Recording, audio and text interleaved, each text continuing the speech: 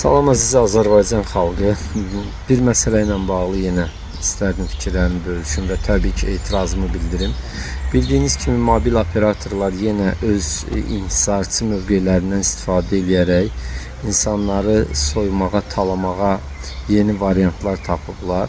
Əvvəlcə bu inhisarçılıqdan istifadə edərək insanların cibindəki son manata da göz dikən mobil operatorlardan biri Azərsel başladı bu kampaniyanı. Belə məlum oldu ki, gündə 1 manat ödəməsək nömrələrimiz işləməyəcək.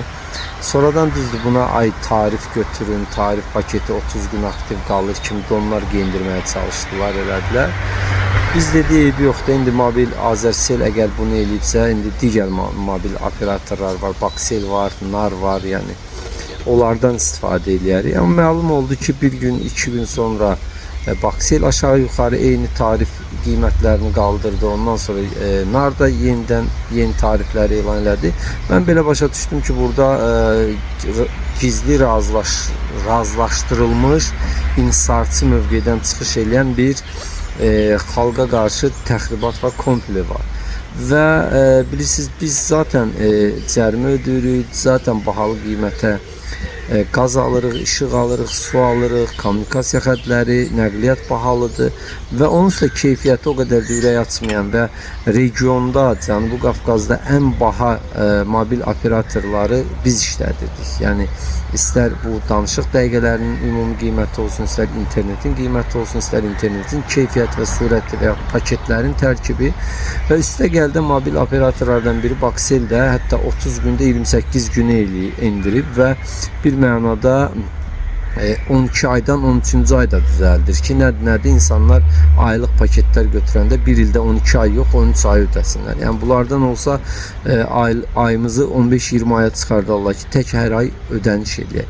Yəni mən buradan indi onların bu inhisarçılığını, onların xalqa qarşı bu hörmətsizliyini, sayğısızlığını qoyuram bir kənara. Niyə? Çünki bunlar üçün pul qazanmaq, gəlir əldə eləmək bütün mənəvi dəyərlərdən, hər şeydən yüksəkdir.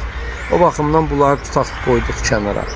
Amma bizim İqtisadi İnkişaf Nazirliyimizin tərkibində səhv eləmirəmsə anti-inhisar idarəsi var. Onlar niyə buna reaksiya vermir? Dövlət qurumları niyə buna reaksiya vermir? Yəni bizim vətəndaşları hər holding, hər böyük şirkət, hər nə bilim Şərurlu İsfəndiyarı, hər nə bilim Azərseli, Bakseli, hər yoldan keçəni yəni bunlar hər yoldan keçən şirkət, hər holding, hər varlı bizim xalqı talamalıdırmı, bizim xalqı əzməlidirmi və bizim xalqın hüquqlarını kim qorusun? Necə qorusun? Biri çıxıb deyir ki, xalq savadsızdır, başa düşmür biz neyirik. Mən niyə hər ay tarif almalıyam, tarif paket götürməliyəm? Mənim imkanım varsa ödəyirəm, yoxdursa danışmıram. Yəni bunlar birazdan artıq, yəni milyonlarla abunəçinin olduğunu qarantiləyib artıq müxtəlif şərtlər çıxardacaqlar. Tək bizdən ödəniş çıxsın. Zaten müxtəlif adlarla bilirsiniz, istər müxtəlif mobil operatorlar müxtəlif adlarla ay oyun yükləmişsən, ayda pul çıxır. Ay əvvəl başlayır 10 qəpiklə, bir də 2 ay sonra görürsən ki 10 qəpiklik kampaniyasına artıq 60 qəpikdən çıxır. Yəni bu adamların Azərselin 5 milyondan artıq abunəçisi var. Bu biz ayda bunlara fikirləşin indi 30 manat yükləsək, hər abunəçidən 30 manat alsa, bu illik milyard yarım, 2 milyarda yaxın pul eləyir. Yəni indi hesablasa, digər, yəni biz nə qazandığımızı da bunlara mı yedirdik? Yəni mən anlamıram.